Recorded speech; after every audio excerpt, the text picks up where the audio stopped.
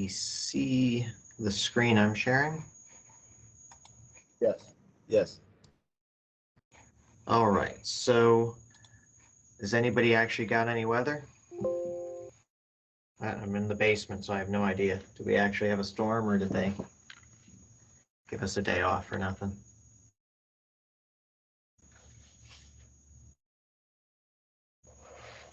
Has anybody looked outside?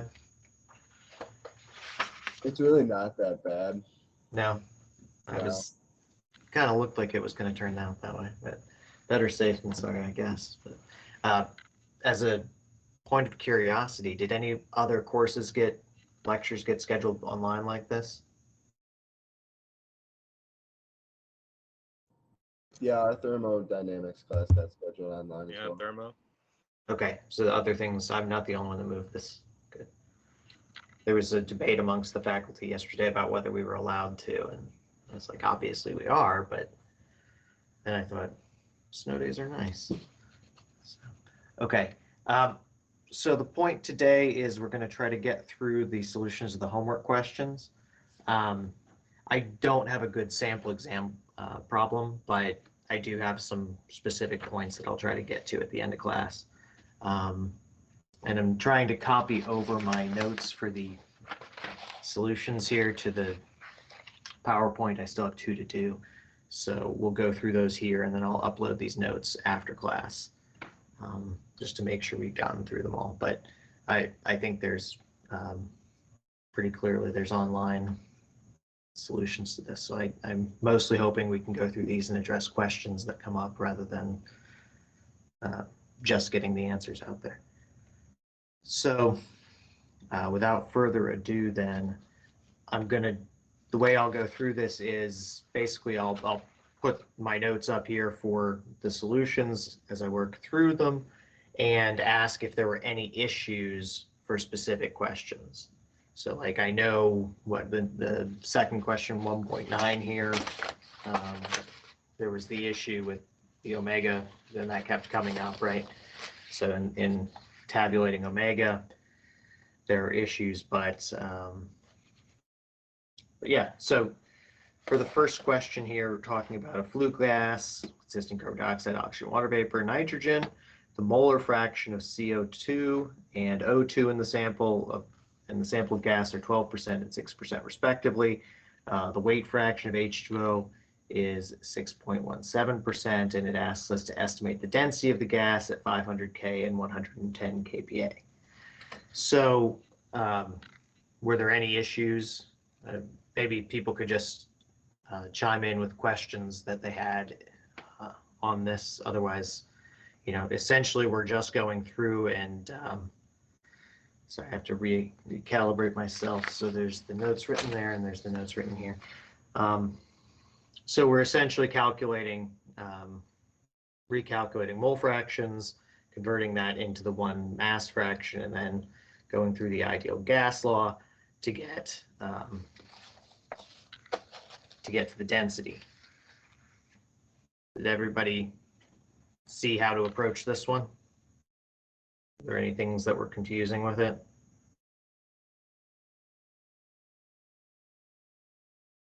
Okay.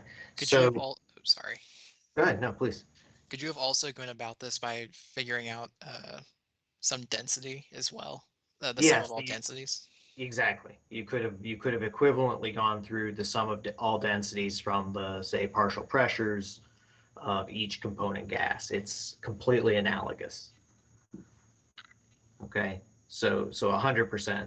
Yeah. So in this case, it's going through the way that the book example worked it, where you're calculating sort of the average molecular weight and then going back through ideal gas and the densities there as volume, as sort of mass per volume gives you density.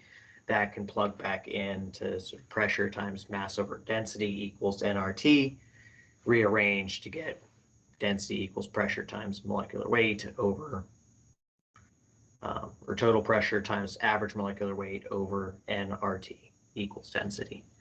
Okay, so then essentially the whole idea here is that we're just solving the system to get to sort of these average molecular weights. So these are each sort of the component molecular weight contribution, the partial molecular weights that sum up to the average molecular weight. Okay. All right, so, yep. So you just get then you convert this mass fraction here. And you have the partial molecular weight for H2O over the total average molecular weight. You know that mass fraction would be the molecular weight of water times some arbitrary total. And you can rearrange the entire equation to solve for X. Once you have that, then you're just plugging in the other partial molecular weights, and we can solve the whole thing to come out to 0.77 kilograms per meter cubed. Does that square to everybody? Any questions on it?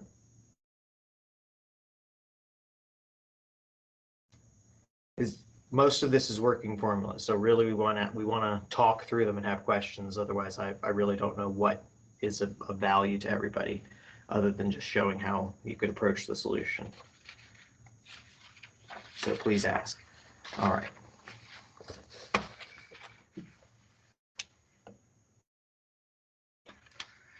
Okay, so question 1.12. Okay, so now we're doing an estimation of gas diffusivity using the Wilkie-Lee equation. And we're working with chloroform in air, right, at a pressure of 1 atmosphere.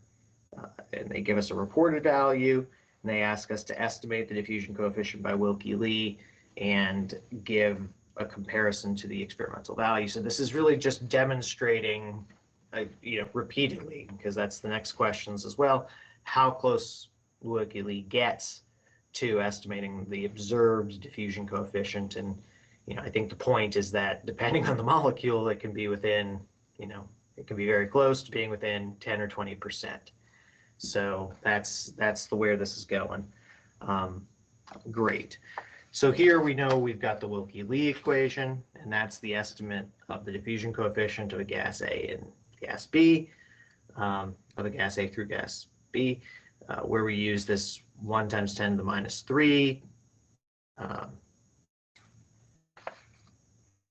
times 3.03 minus 0.98 over the square root of the average molecular weight, times temperature to the 3/2 power, all divided by pressure, times collision, times the diameter squared, times the collision integral omega, times the square root of the average molecular weight again.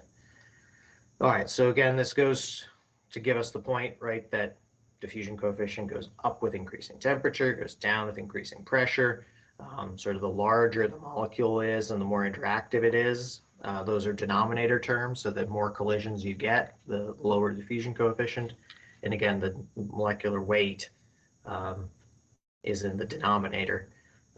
In both cases, molecular weight, square root of molecular weight is the denominator of both the numerator and in the denominator itself. So that means the bigger the molecule, the lower the diffusion coefficient. Makes sense from a momentum standpoint. Okay, so now it's just a question of plugging in the values that were given here for epsilon, for sigma, for molecular weights, and getting these combined components MAB, epsilon AB, sigma AB, and applying that. So yeah, and I've gotten a hold of the 3rd edition now, and definitely there's that equation missing, but when you plug in everything here, let's see, so you get MAB from the equations here. So 2 times MA times MB over the sum of MA plus MB gives us 46.6. To get epsilon AB over KB, you take the square root of the product, so that's 181.6. To get sigma AB, you take the average of the 2 values, so that gives us 4.5. To compute omega, we need to get T star, and so I should have written this as T star in the denominator times blah, blah, blah, where we calculate T star, which is the reduced temperature. as T over epsilon AB over KB, which is 298 over 181.6, which gives us a value of T star at 1.64. So plugging that in across the whole expression there for omega gives an omega value of 1.157 or 1.16. So I don't know what it's doing there. All right. Okay, so all of these values just get plugged into the Wilkie-Lee expression, and we get a value here of 9.14 times 10 to the minus 6 meters squared per second. Okay.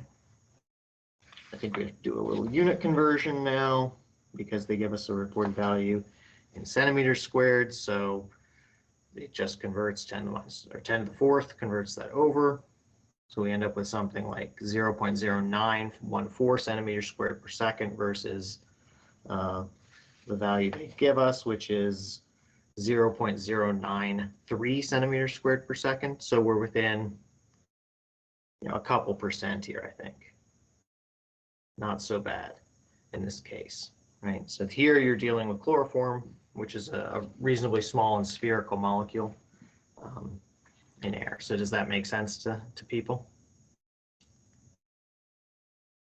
The point of this compared to the next question, right? So chloroform is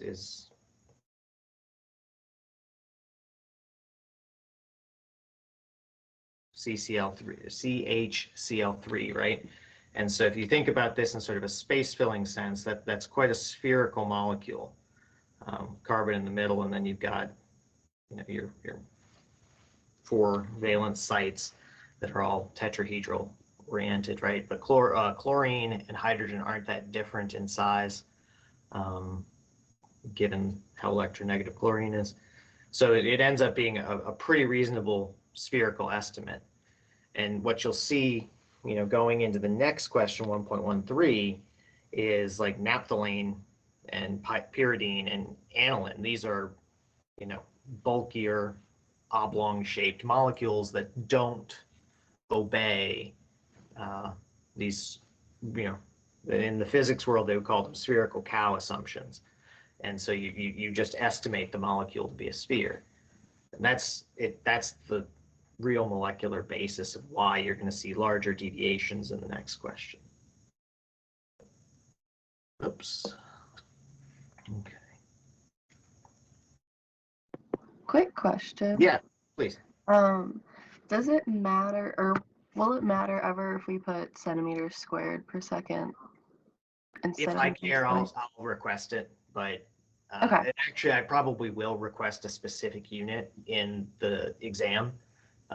I'm not going to test your ability to unit convert, but I think for the purposes of grading, I'll just simply state the units I want. Okay, thank Makes you. sense. I think that's the easiest way for everybody. And again, this is stuff you all need to see, estimating diffusion coefficients, but I'm more concerned with making sure everybody's talked through and understood why we use these particular estimates or what they mean rather than unit conversion, right? All right. Are we still gonna get sample exam problems like you had said? I'm not sure we're going to have an exact problem at this point. I was trying to actually work through all these homework questions, and so I haven't gotten to writing the exam yet. My intention would be to put one up, and I will try. And if I put one up, I'll put the whole solution to it up. But we'll talk at the end about the exact form I want to use, okay? My intent would be to have this come out something like use one of the estimates for diffusion coefficient, like set up a situation, have you use a diffusion coefficient estimate, and then calculate a steady state flux kind of situation. I think that's a good exam question as a whole unit. My intent is to have sort of 3 versions of that on the exam. And I got one more question for Yeah. you. Does it matter what pressure unit we use if it's an ATM or bar? Because the book was having us use Counting bar. and forth, yeah. I'll specify. Okay. And so I think you can see the point here being if there's a certain equation defined for bar or a certain the coefficients in that estimate, right? I think that's the issue.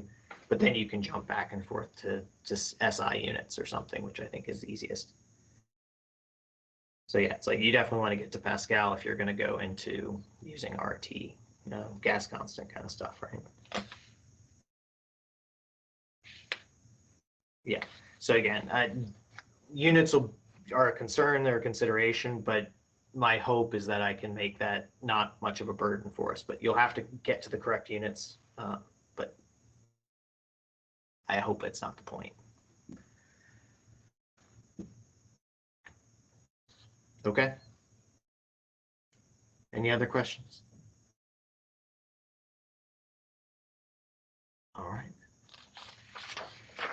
So 1.13, three-part question, also using Wilkie-Lee to estimate diffusion coefficients. The same protocol is going as the prior question, but in this case, we're working with 3 different molecules, working with naphthalene, pyridine, and aniline. Okay, and so here the difference being that there's a need to estimate, to use these estimates. Where is it? So we see there's a need to estimate these sigma parameters based on boiling temperatures and critical volumes, or volumes at boiling, which can be also estimated from a critical volume. So these are just sort of flexing into the full set of estimates that the book gives us. And those can be the origin of some of this error, but in reality, it's that you know, you have these weird shaped molecules. So, all right, so first one is at 303 K, 1 bar pressure. They give us an estimate of 0.087 centimeters squared per second, and tell us a little bit of information about the temperature at normal boiling and the critical volume. So in order to get to our estimate of sigma, we need to use this volume at boiling, which we have to estimate. So let's make sure we're showing it here. I have a question. Yeah. For that sigma equation, the 1.18 times volume boiling, shouldn't it be raised to the 1/3 at the end there as well? Should it? Let me see. It's equation 146. You're right. It should. It should. That's an error. Oh, come back. There's a 1/3 here. Correct.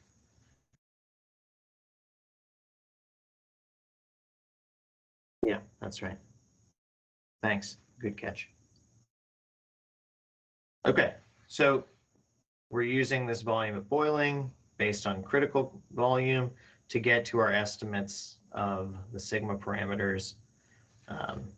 So sigma A being 6.368, sigma B again being air, so 3.62, sigma AB then is basically 5, epsilon over KB has to be estimated from this temperature of boiling. Okay, so it's 1.15 times TB, which gives us a value of 564.7. Epsilon over KB for air is again 97, which means our epsilon AB is 234.1. Molecular weight, we can take the average at 47.3. And again, working through the omega expression, we get a value of 1.05 based on a T star of 2.01, basically 2.1. Okay, all of this gets plugged into the Wilkie-Lee expression, and we get a value of 8.7 times 10 to the minus 6 meters squared per second, or 0.087.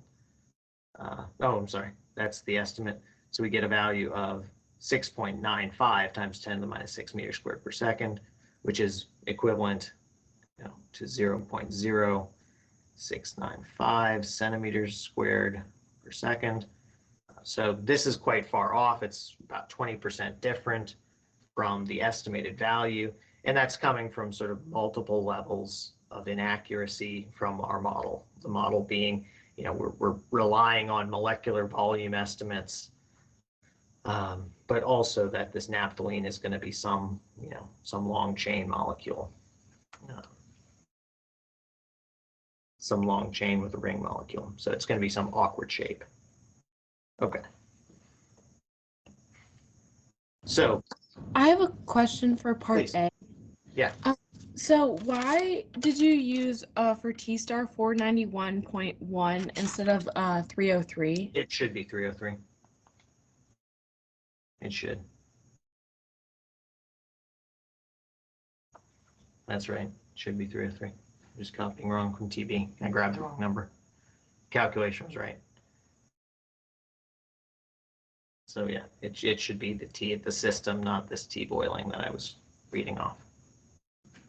Thanks. I got a different value then for T star. Would that change? Yeah, it would definitely change. It would bring this down. Okay. So let's see, where do we grab it? This is what you get for working it yourself and not trusting solutions, but knowing that the solution has to come out to something. So, all right, let's see. So that's going to bring it. I actually have my spreadsheet up. So hold on 1 second. Let me recalculate that. I have to plug all these numbers back in. All right, let's just correct this offline because I'd have to reload the spreadsheet and I don't want to copy all that over. It's like, Thank you. and yeah, we'll do this offline. I don't want to update the spreadsheet on the fly and slow everybody down. Let's try to get through these and then we'll get it corrected. So.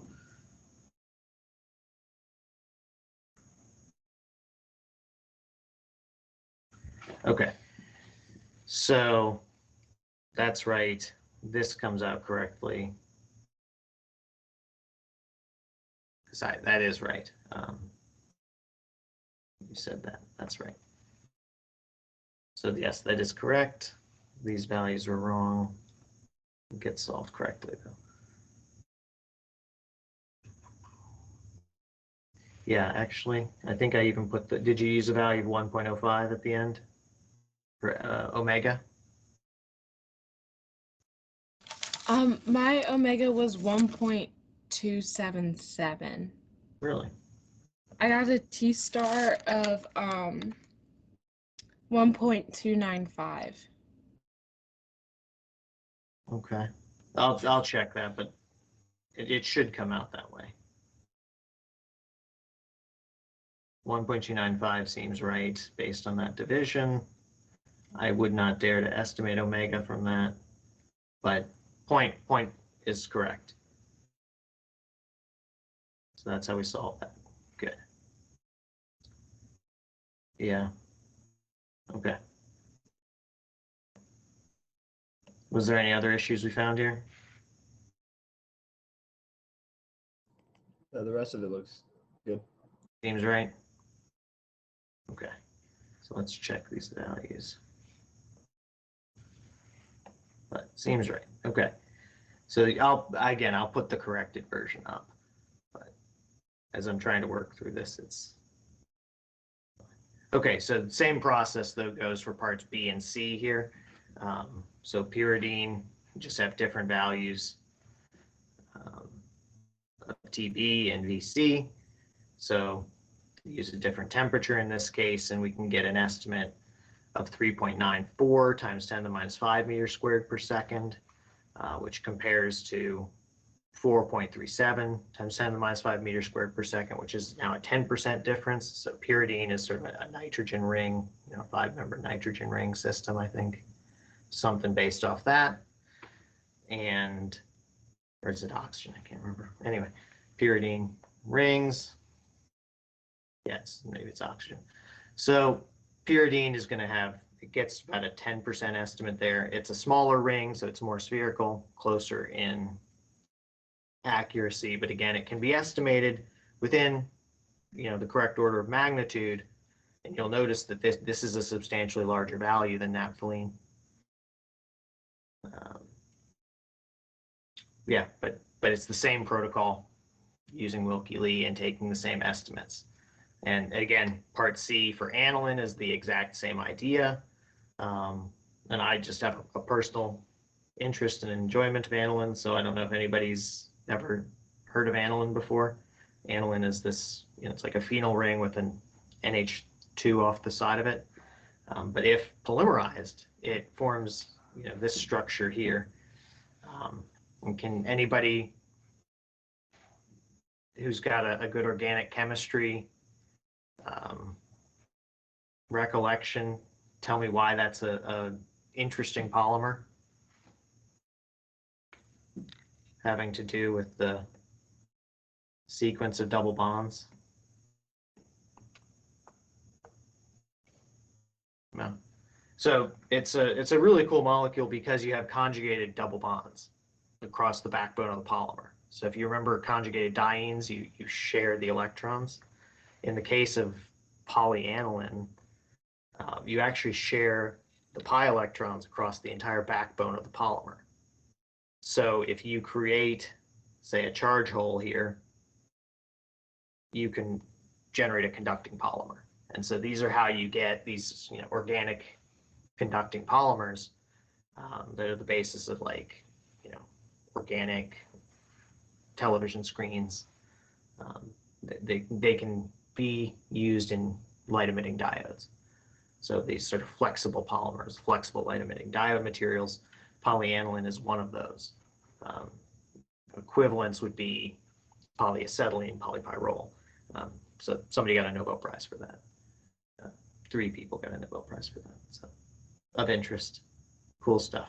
So diffusion coefficient for aniline can be calculated at 7 times 10 to the minus 6 compared to 6.1 times 10 to the minus 6 meters squared per second.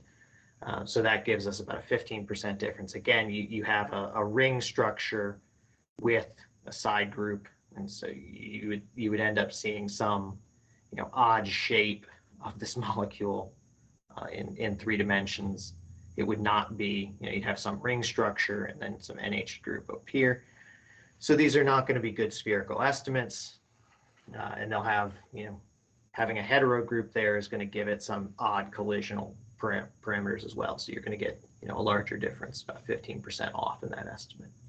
So, okay, we've gone through some estimates now for diffusion coefficients from gas systems. So for 13B and C, are you just going through the process of finding the components of the Wilkie-Lee equation? Yeah, exactly. Okay. Identical protocols. So you're again using, sorry, this is going forward instead of backwards. You're again using the boiling point and the critical values that they provide for you in the question here. So in the case of pyridine, yeah, it's nitrogen, sorry. And hydrogen, so 318K, you have to update the temperature inputs, you have to update the inputs you use for critical volume and the boiling point, but you're basically, once you've made the spreadsheet or your equations for part A, you're just swapping the values out for B and C. Just different ways of estimating it, but again, showing us that more complex molecules, the estimates are not as good as what you get for, say, chloroform in the first case.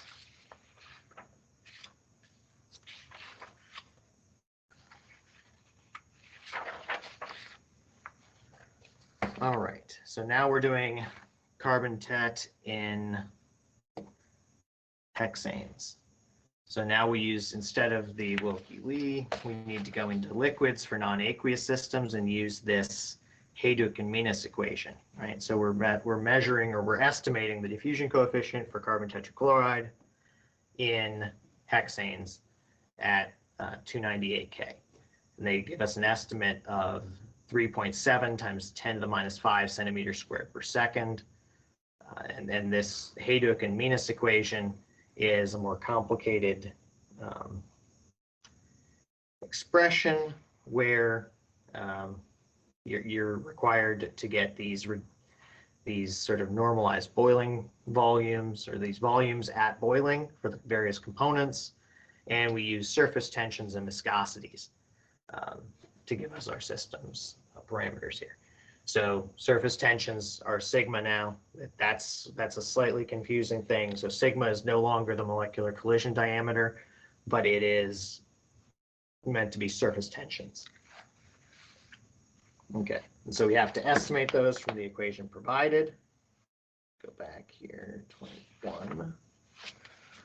Okay, and so we're given, molecular weights of the systems. We're given viscosity of and hexane. We are given critical pressure, critical volume, critical temperature, and temperature of boiling. So everything we need is there. So the first thing we have to do is estimate this surface tension parameter. That surface tension parameter requires that we calculate this reduced boiling temperature and this A sub C parameter, which goes into the surface tension equation. So these expressions simply have to be evaluated given the information provided. It's pretty straightforward, just plugging it in. You repeat the same expression for B to get these estimates. Oh, go backwards. Okay, so you get surface tension, so like 1.557. You repeat the whole operation for B. And we get an estimate of the diffusion coefficient by plugging into the whole Hajduk-Minus equation of 4.01 times 10 to the minus 5 centimeters squared per second, which is about 8% larger than the estimate of 3.7 times 10 to the minus 5 centimeters squared per second. So here it's just using the other, the expression, the estimate, from the Minus-Hajduk equation, the Hajduk-Minus equation, excuse me. All right, so about 8% difference there. Yes, so carbon tetrachloride is an incredibly nasty molecule. If anybody's had the misfortune of working with it, it's a oxidizer, right, from a reducing agent. It's a reducing agent. And anyway, if you're doing a reaction in organic solvents, you can't use an oxidizer like a metal salt or something. So you have to use carbon tetrachloride because it's soluble. But it's an incredibly nasty molecule in terms of its reactivity. So you just don't want to keep it around. Really unpleasant molecule. All right, are there any questions for this one? Really just evaluating another diffusion coefficient. Sorry, yeah. Yeah, please. It looks like you used a different way to calculate percent error for this one than in question 12. How is that? Did I just flip the sequence? In question 12, I mean, I think it's still the right way to calculate it. In question 12, you flipped them. So, like for this one, it would have been the 3.7 minus 4.01 over 4.01. Yeah, let's It's see. how So the structure works. I'm trying to make the comparison, I believe.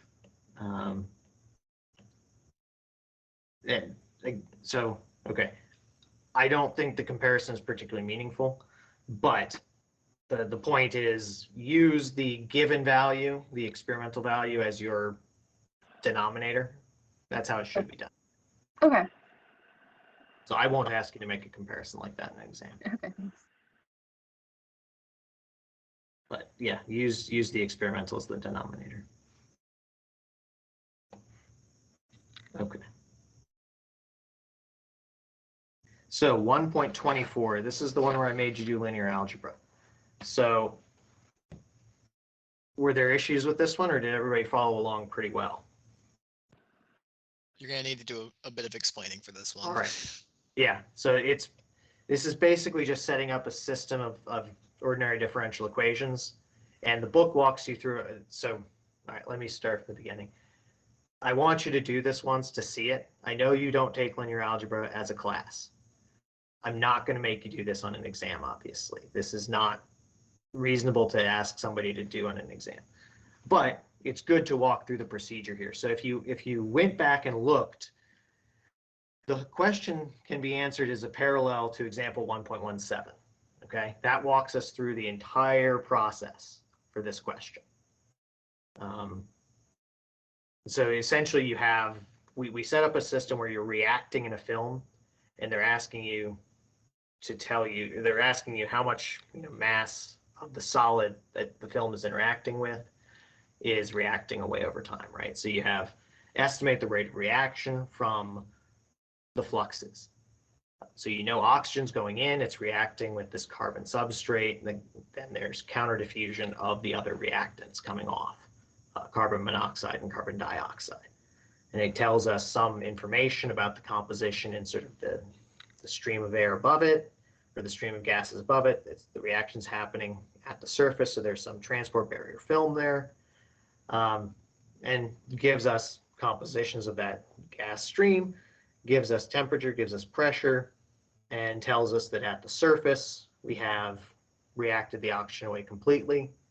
So given a certain stoichiometry, can we make an estimate for the reaction rates, right? So we need to estimate a complex system now and set it up for first getting the proper diffusion coefficients for each pair match. So A and B, B and C, A and C. And then we need to be able to compute from that the fluxes, given that we know everything reacts away. So essentially you need to figure out what's the diffusion flux of the oxygen such that it exactly matches the reaction rate at the surface. Okay, and that's the way we're setting this all up. So abstractly, did that compute to everybody?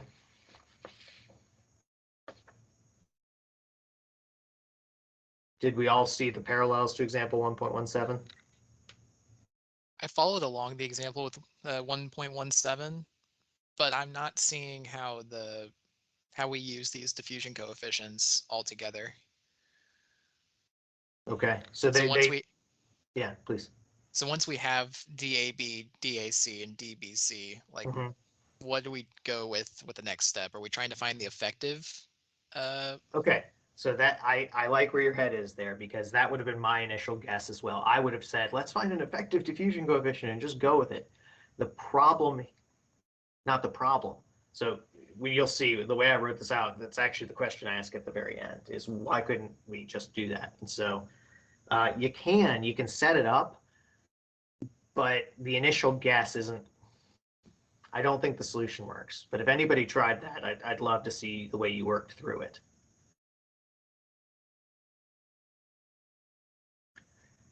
No, did anybody try it that way? Nobody did? Okay. So, and my reading of the question, I would 100% have tried it that way if I didn't have an answer. So, all right.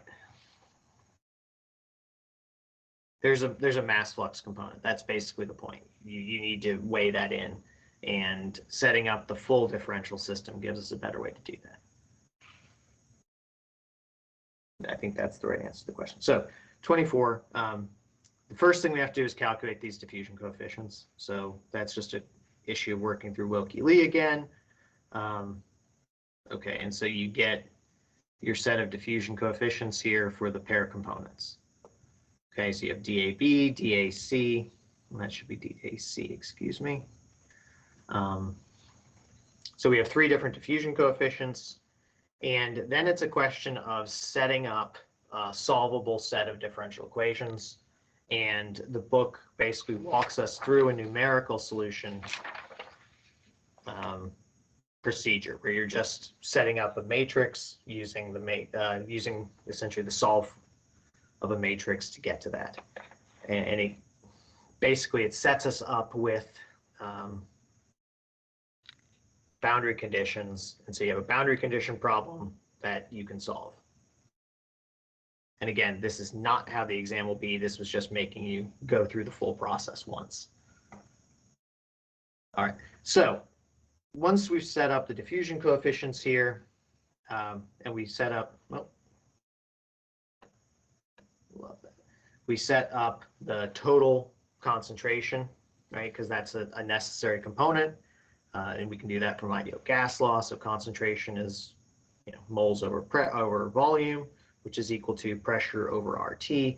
So we know that C total is 20.1. And now we can set up a series of solutions to the differential equation.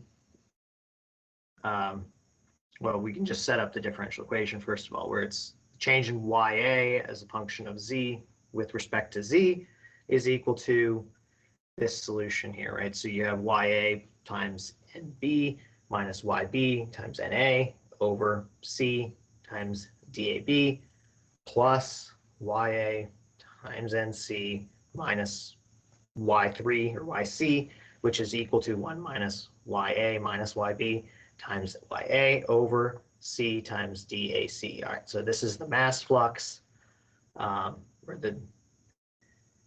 this is the flux equation for component A in the system. Similarly, you set up the same equation for B, and this gives us two differential equations here that we can work with. And the next step is really to start removing the dimensions from this equation, simplifying it into a clean form, and so we start making substitutions for essentially reduced variables. So you could imagine a reduced volume, so that's going to range from 0 to 1 now. So you say position Z within the film is just eta, where eta is Z over the film thickness delta. So you just recast all of the Z terms in that parameter. So it's a 0 to 1 solution now in terms of position. And we can introduce variables to just replace the prefactor in all of those flux expressions. So if the flux is equal to, let me make sure I write this down correctly. So if we just substitute out the concentration times D over delta, that gets rid of these denominators pretty cleanly. Okay, so we can just start substituting those out. Okay, so that simplifies our expressions a little bit more. We also have to recognize, right, that as a steady state system, the change in flux as a function of position must be 0. And it must be 0 for all components because it's at steady state. So that means that the change in the flux as a function of the position within the film or absolute position is 0 for all components, okay? So there's a real value there, constant. The flux is a constant across the film thickness, but the change in the flux is 0. Does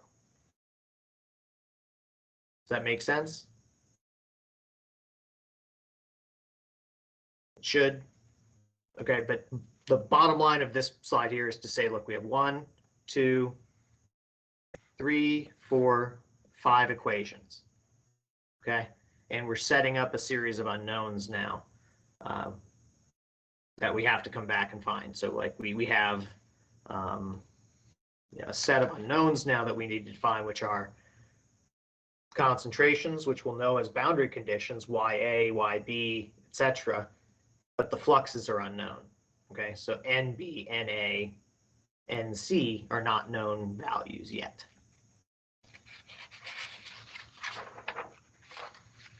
All right. So we have to have initial guesses for this. Let's go on. Maybe.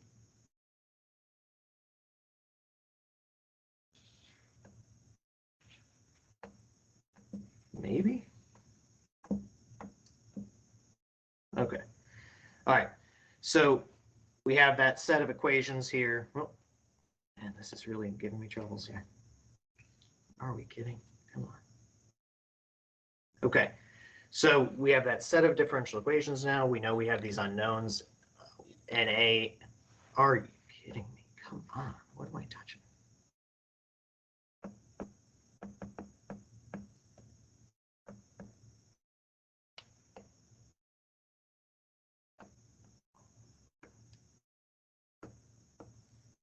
Maybe my pen just died. All right, so that's right, battery's low. Okay, so let's introduce another set of variables here that reduce ourselves to five unknown variables. So this is the set of U's. I can already see there's one mistake there, but I can't change it. So there should be this should be a 5. Okay, so if we just arbitrarily decide we're going to say 5 variables for this set of equations, we know y1 is a variable, we know y2 is a variable, and we know that we have these flux terms NA, NB, and NC as variables. We can use reduced expressions for these things collecting variables into single values so that the differential equations get solved generically, or the system of differential equations get solved generically. So we say U3, U4, U5 are the flux terms normalized to the prefactor FAB, which in reality is just C times DAB over delta. All right, so it's just rearranging terms, simplifying this into a linear equation to represent the differential equation, okay? And two parameters, R's, we can just reduce the inevitable FAB and FAC, FBC terms into 2 instead of 3 components. Fine. Those eventually would just be constants. And it gets us now to another set of equations here where we have substituted in these U values, and it gives us du1 d eta is equal to u1 times u4 plus u1 times u5 minus 1 minus u1 minus u2 to all times u3 divided by r1. That's a linear expression that can go into a matrix. Just like we were doing with the Buckingham pi stuff, you set up that linear, that matrix here for each variable, and that gives you the input for that. Similar for U2, you do the same thing, and so you're going to have, the number of occurrences of each of these components in that matrix. Then you have the flux terms all being equal to 0, right? So we know that Na and B, or the derivative of Na and B and NC are equal to 0, which means that du3, du4, du5 with respect to d eta are also 0. Okay, so you have 5 equations there. All right, so once we have that, we just have to set up initial guess conditions and use a linear algebraic solver that the book goes through to evaluate that expression. And what we can see then is for the correct reaction rate, you're going to end up seeing this profile, excuse me. So if this were the concentrations or the mole fractions, excuse me, that to be like, it's not going to be X1, but it's going to be Y. It's going to be Y1, Y2, right? So if you know that the oxygen concentration at the surface is 0.2, you know the oxygen concentration at the wall is 0, you can find what the other terms will be, and that flux rate for Y, for NC, right, the oxygen flux rate should be equivalent to, given the stoichiometry, the carbon flux rate, or the flux, excuse me. The reaction rate will be equal to that flux times the correct stoichiometry, which gives us something like 0.33 moles per meter squared seconds, which gets us to the answer the book gives us, which is something like 0.24 kilograms per meter squared per second. Okay, so it comes from the stoichiometry, but you have to use a solver now to just invert the matrix. Was this at least helpful, or just straight confusing? Gonna be honest, Yeah. very confusing. Very, very confusing? Okay, Yeah, it just kind of. so nobody has seen linear algebra before. That's the take home here. Yeah, basically. Okay, has anybody at all seen linear algebra? There's a reason we're not testing on it, right? But this is how you would approach this system of differential equations we set up. So did the idea of setting up the system of differential equations make sense? What we were representing with that system of equations?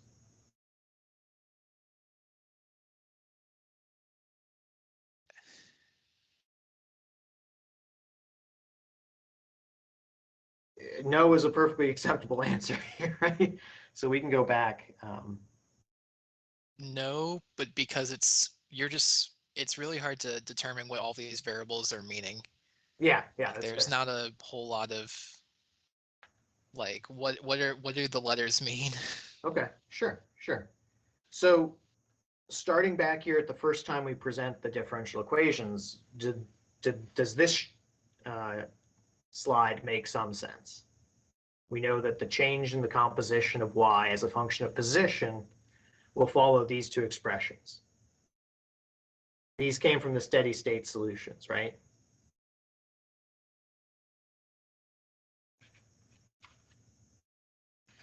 Let's see if I can go back to the book to find the exact spot where this comes out of. Steady state molecular diffusion.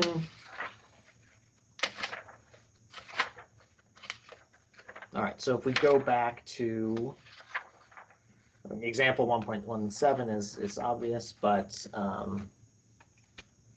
where are we at here?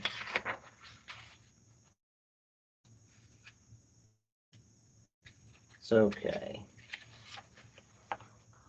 If you go back to equation 1-70, you see that these flux expressions are there, okay? And you see that the flux is equal to this prefactor times the gradient plus the mass flux term. Okay, so that's what you've got in the first, in this expression, are the flux terms, right, for component A, component B. So CO and CO2. Yes, they're leaving the surface and they're going out towards the flow. So they out towards the edge of the boundary layer. And the other two equations that you end up having are just the reality that you're at steady state, so that the change of the flux as a function of position is constant. So you have a gradient, but it's a linear gradient because the flux is just a constant flux. So the derivative of a line is a constant. And the derivative of a constant is 0. Yes?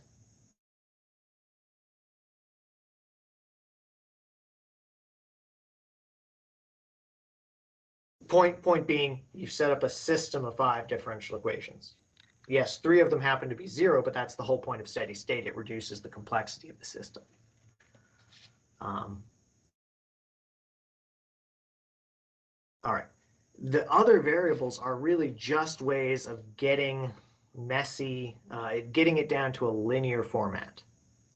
So in linear algebra, the goal of everything is to get into a linear expression where you're representing the derivatives as a single variable, and then you're solving the system for that, given some boundary condition. So you put in the guesses, you invert the matrix, and you get the solution. Okay, given a set of initial positions, right? So you give it a sample set of z positions, all of this would come out, and it walks us through, you know, the fine details of how you'd write out that kind of a calculation. But okay, first equation, flux of A, second equation, flux of B, third equations are really constraint conditions that were in steady state. Substitution of variables just makes it a generic solution that you can then plug back into with your specific variables.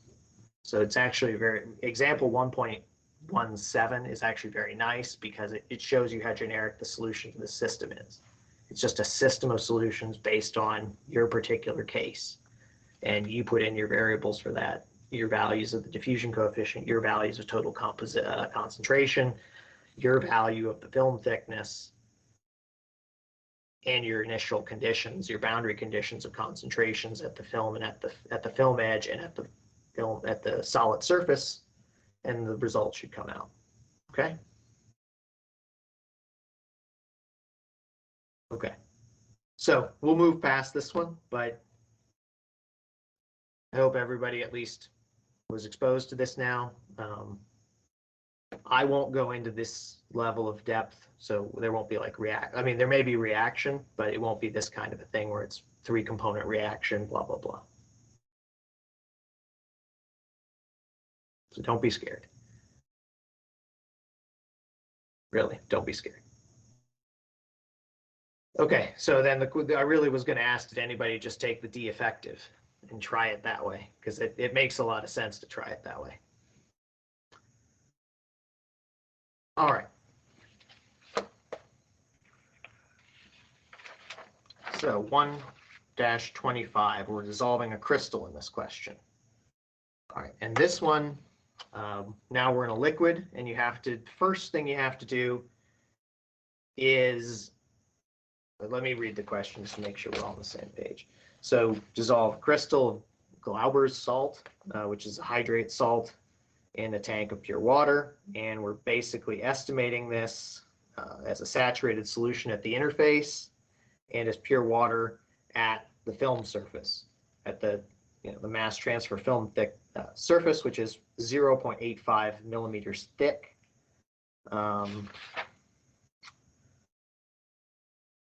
It gives us a temperature, it tells us the solubility, and some densities, okay?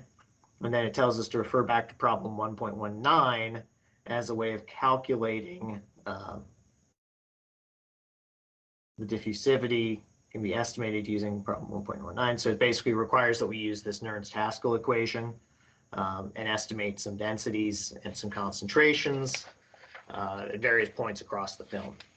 Okay, so what do we have to do here? It means we have to use the equations we were given to get to this Nernst-Haskell equations, because we have electrolytes in solution. So we have to be aware of the charges, the mobilities, which come from ionic conductivities. We need to know our viscosity, we need to know our densities, and we need to be able to estimate the average concentration across this film surface in order to estimate the flux. Okay, so the first thing we want to do then is recognize that the molecular weights of the film, or the molecular weights you need to discount for the hydrate. So the salt itself, the solid, has 10 waters per Na2SO4, and the valence of Na is 1, the valence of SO4 is going to be -2, right? Okay, so we need to get an average molecular weight here for the hydrate and for the levels that we're going to generate concentrations at, right? So we need to take an average concentration across the film. Sorry, I'm not drawing this right. So you have, sort of two different concentrations, C, total C, at the film surface and at the solid surface. And that means, right, that you've got a different density, and we have to discount for that. So we calculate an average concentration, which would be, without my pen, I'm hopeless. Let's get rid of all this junk. Okay, let's get a partial charge. So really there's, two different concentrations that we evaluate across there, just because the density is changing, right? We're calculating the water and the salt. So big C, or C total. All right. So to do that, right, we have our molecular weights of water, or molecular weight of sodium sulfate, and then the molecular weight of the crystal requires that we discount the hydrate. That would put our crystal constant, or the actual salt itself is at something like, if we do that, it ends up being, let's see, get our average here. Hydrate is that. All right, we eventually get to this 24 number for our average molecular weight. All right. So through the average molecular weights here, we get to a value of concentration is 6.64 moles per meter cubed at the surface, and a concentration of 5.5 times 10, sorry, 6.6 times 10 to the minus, or 10 to the fourth moles per meter cubed at the film, at the boundary. And at the film boundary, we get 5.5 times 10 to the fourth moles per square. So really reflecting the molecular weight, the average molecular weight at each position, and the densities. Okay, so you have an average molecular weight here, which is just pure water. You have an average molecular weight here, which is the salt, the saturated salt solution. Just so you basically say how much is dissolved. Remember, 10 water molecules come with every 1 salt particle that comes out. And that gives us these two concentrations for which we take the average, which is 5.87 times 10 to the fourth moles per meter cubed. So 58 kilomoles per meter cubed. 55 kilomoles, right, is the standard for water. That's the one to remember here. So this 55 kmoles per meter cubed. Okay. So now we go back, we grab our our ionic conductivities, grab our valences, and we calculate the diffusion coefficient using the Nernst-Haskell equation. Tells us we should have something like 8.9 times 10 to the minus 6 centimeters squared per second, and plug that in to our solution for the flux equation. Knowing these should go to 1, right? And it gives us a flux of 1.2 times 10 to the minus 5 kmoles per meter squared per second. That should scale back, knowing the molecular weight of the crystal, to something like 0.21 kilograms per meter squared per second, or what the book gives us, the equivalent of 12.9 kilograms per meter squared per hour. So that's the book solution here, but it really comes from finding the mass flux and multiplying the mole flux, excuse me, and multiplying by the molecular weight of the crystal. Does that make sense? The only thing I found confusing in this was, why would we choose the average concentration, right? But it makes sense. It's just, that was the one part of the solution I found to be a little confusing. Anybody else?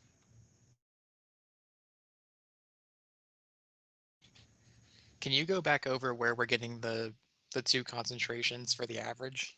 Sure. Well, let's go back. All right, so the two concentrations for the average here.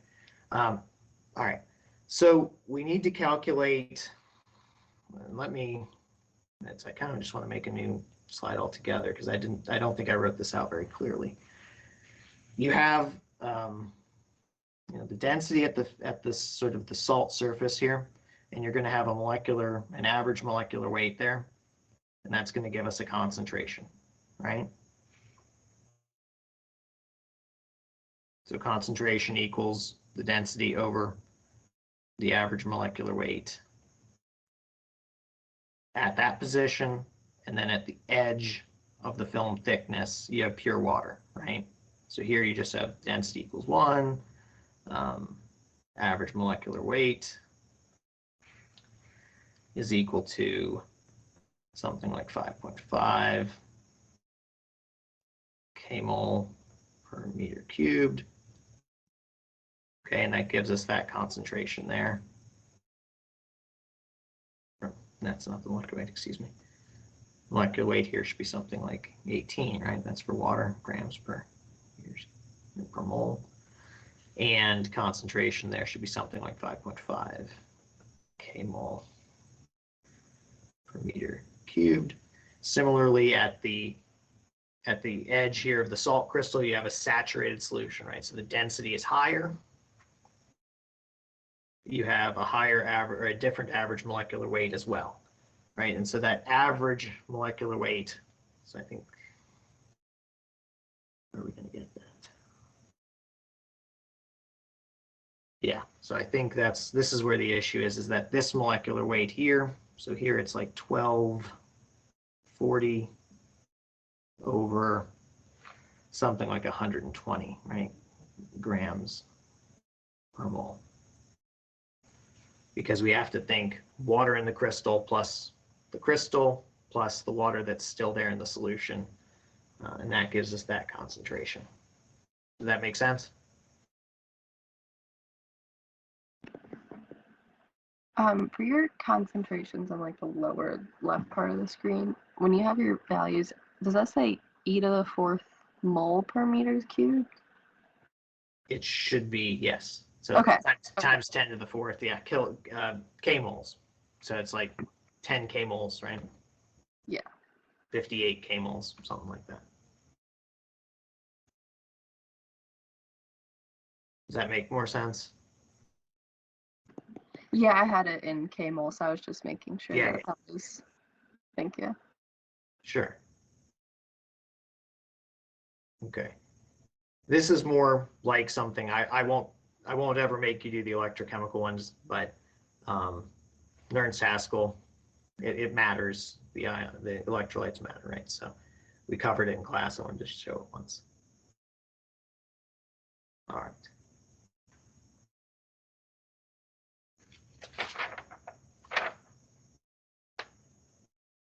Okay, so going forward then. Okay, so I'm not sure we'll get through all this. 129. Okay, so now this is the one where we're just evaporating water from the pond. Okay, so this is the one where we have a film of water over the pond, and we're calculating what the mass that we lose to the atmosphere is every day, divide by the density, and you get the height loss.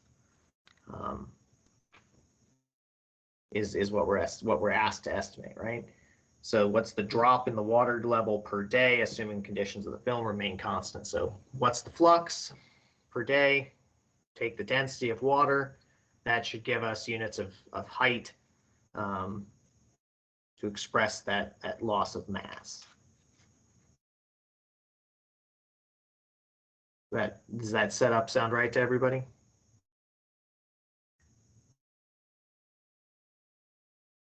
Yes? Okay. So we'll assume that we have stagnant air here, right? Which means that this phi term in our solution, so phi A is equal to 1. The mass flux is just water. And that gives us that the mass flux here is equal to diffusion coefficient over the film thickness times the natural log of 1 minus the two values. Okay, that's all good. And we end up having the need to estimate the partial pressure of water for a given relative humidity. And that's what we do in order to get the Y1 and Y2 that we need to solve the expression. Okay, this is much more like something I would test. Not the relative humidity thing, but this is a much simpler thing that you would maybe see on a test, this kind of solution. So, okay, we need to calculate the water content for a given relative humidity, and that's what we use this expression that they give us for. So this Wagner equation gives you the partial pressure of water over the for a given temperature and pressure. So we have to solve all of these expressions to get PW. PW comes out to be something like 0.031 bar compared to the total atmospheric pressure of 1 bar, tells us that YA for relative humidity of 20% is equal to 0.031. Okay, so these are actually written, sorry, I'm going to say that's written backwards. So this would be, no, that's the opposite, right? So the 100% saturated pressure, partial pressure of water would be that at that temperature and pressure condition. So that's at the water interface, okay? Now, as you go away from that, you're out to 0.2 is the relative humidity. So it's the total saturation pressure for water, the possible amount of water, times 0.2. Okay, and that gets us to a YA at the boundary, so at delta, so YA delta is equal to 0.063. Okay, so now you know at the pond here you have saturated water vapor, and that's YA0 equals 0.031. And then at the edge of your transport barrier, delta, YA delta equals 0.063. That's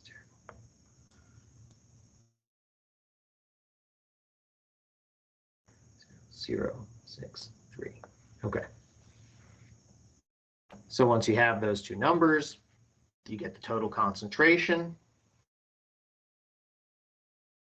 of the gas, so air plus water here, you end up with the total pressure. You can get that 40.4.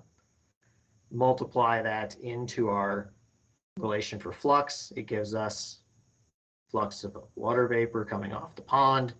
The mole flux is 0.018 moles per meters squared per second.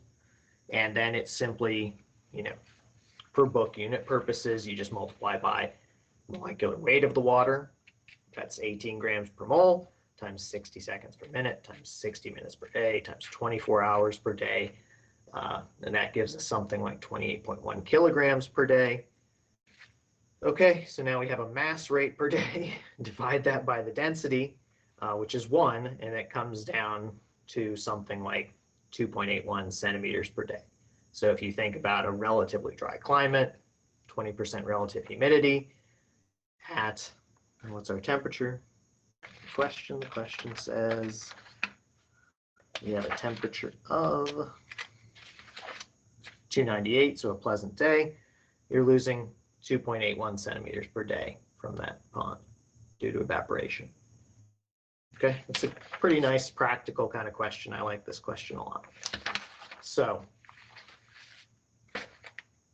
all right. I have a question about plugging into the formula. How do you know which mole fraction counts as the YA1 and YA2 in this problem? Sure. So in this problem,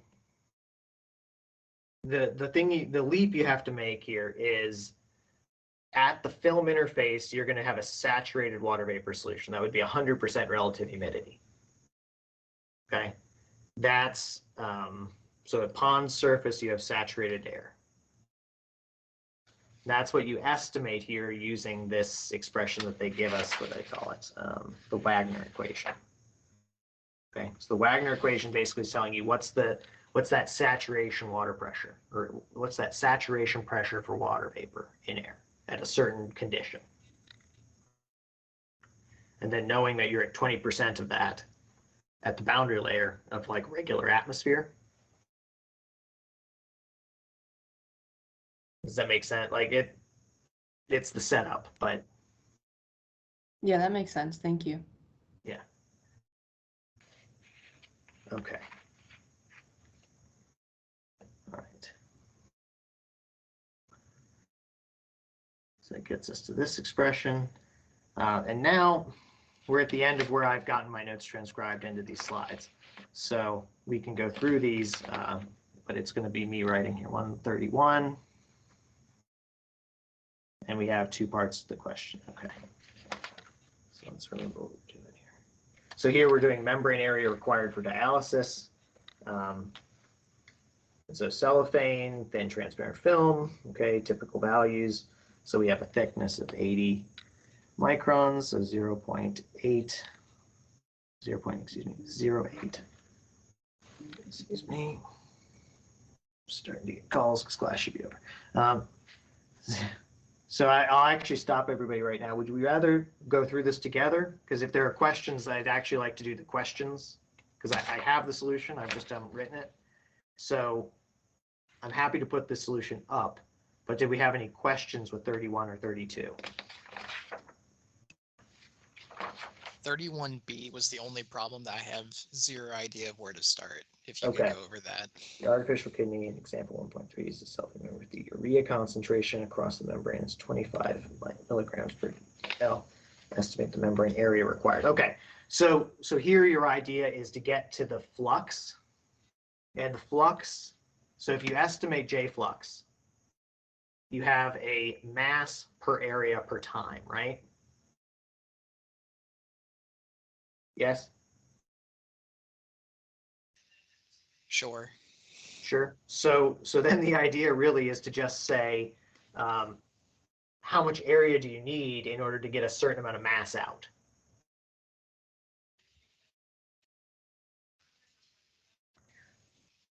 Does that make sense? Per time.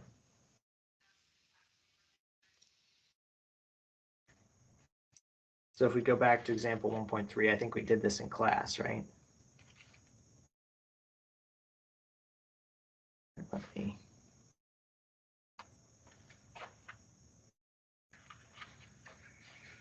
1.2, there's 1.3. Okay, 1.3.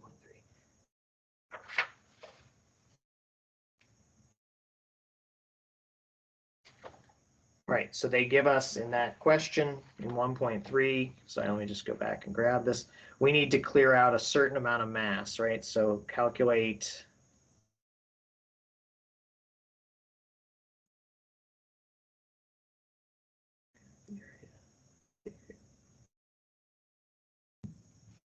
Okay, so where does it come out? I'm trying to find the exact amount of mass it's asking for. Does anybody see where I'm grabbing that from? I think Yeah. that's the problem because it never said. Problem? Doesn't say. Does it say? I'm running back to the other part here, so I'm assuming that they're just asking for the same amount of area. So if you're needing to remove 246 grams of urea, that's my guess. Or the removal efficiency, I guess it would be 20 grams of the 246 grams. Does that make sense? It's not a good question. You're right. I see that's a difficult way to understand. So I think I'm using a value of 20 grams here. That's where that 20 is coming from. So if you go to page 10, you see that the amount of urea removed is 246 minus 20 equals 226 grams. That's the amount of mass of urea in the clean blood is 226. The mass of urea in the dirty blood is 246. In order to get that amount out in a certain period of time, and where's our time component? Yeah, that's not pleasant. In 4 hours, so that's clear. In 4 hours.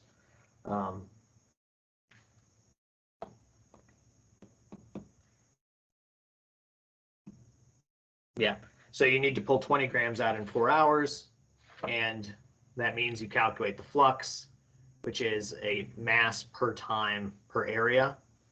You just have to calculate the area. That's how you do it.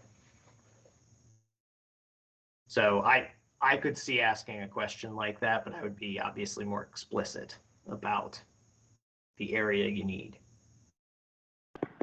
If we're gonna have a question like that on the exam, could you post like an example? Yeah, I Because- am going to post something. I'm writing the exam, and that's why I'm got all these homework solutions written out here, and I didn't write them over into notes yet because I'm trying to work through exam questions that are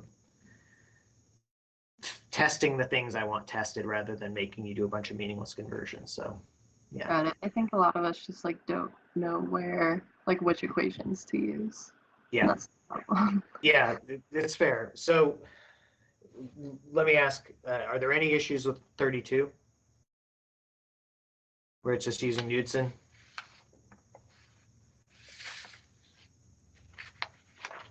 Okay.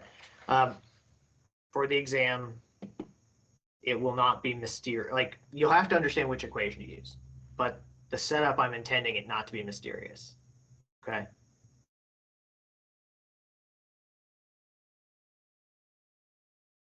So I'll try to get something posted up by Friday night, so you have the weekend to look at 1 or 2 sample questions. But the intent is to have 3 questions on the exam. Like, again, the format's going to be something like estimated diffusion coefficient, tell me some construct of flux or amount of material from the diffusive process. Okay, that's what's coming. So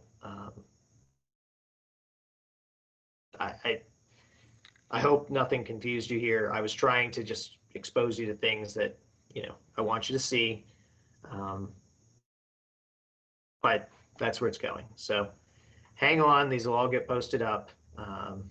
But if there are questions, ask, okay? Please, go.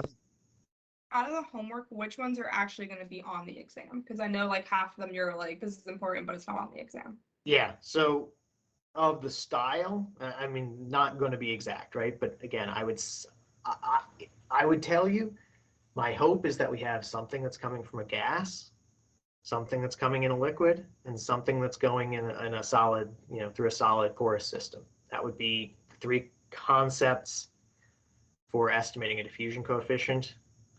And then some version of a steady state flux is going to be there for each of them as a sort of a part B to each question. All right. I think that's a pretty clear indicator what's coming. So it, hopefully it's something that's just going to get you to at least think what's happening here, but the intent is not to confuse, it's to be clear. So identifying which of the 3 steady state solutions you might need is something you should be able to think through. Recognizing, is it a gas, which equation from the gas would be most appropriate. I don't intend to have a big mixture there. I think that would be confusing. So probably a binary systems. Okay, does that give some indicator? Yes. Yes. Good. So just as a generic statement, exam 1, I don't think this is going to be a hard exam. It's really not the intent. I think this should be the easy one, okay? Exam 1, exam 2 should not be difficult. Exam 3 is going to be a bunch of special cases for mass transfer equipment and scenarios. So difficulties will emerge late if people have trouble recognizing those situations. Parts 1 and 2 are fundamentals. This part's very straightforward. It's estimates of diffusion coefficients, steady state mass transport from diffusion. No convection yet. So really, a lot of different varieties of how do you estimate diffusion coefficients, how you calculate a flux from that. It's pretty straightforward stuff. So I think we should have a reasonably good average for this exam. Okay. I'll hang around for office hours here, but I'm going to be focused on trying to get something up for everybody by Friday night. Okay. All right. Thanks, everyone. Thank you. Sure. Thank you.